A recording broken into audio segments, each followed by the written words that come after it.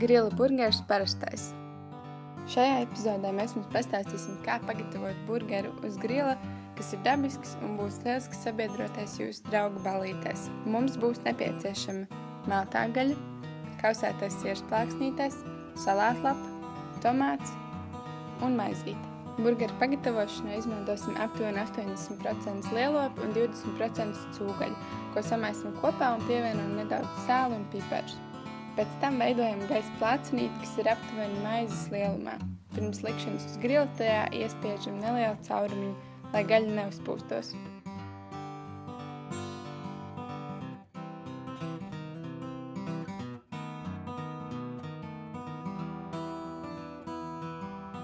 Uz grila to cepjam aptuveni 7 minūtes, 3 līdz 4 no tām katrai pusē.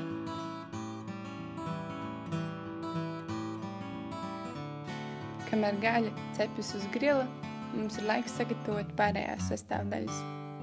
Tomātus sagriežam aptuveni 0,5 centimetru biezās šķēlītēs. Kad gaļa jau ir gatavības stadijā, aptuveni uz 30 sekundēm uz grila uzliekam maizīti, lai tā apgrauzdējas. Un aptuveni pusminūti pirms gaļas noņemšanas no grila uzliekam pa sieru šķēlītei.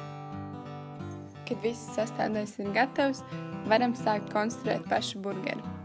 Sagatavojam maizes pamatnīti, uz tā uzliekam gaļu kopā ar sieru, pēc tam klājam salātlapu un visbeidzot tomātu un burgeru noslēdzam ar maizītes cepures uzlikšanu.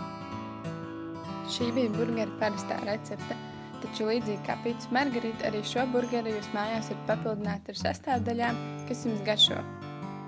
Ja arī turpmāk vēlēs redzēt, kas lācītī mēderā, tad seko mums šeit YouTube'ā, Facebookā vai Twitterī.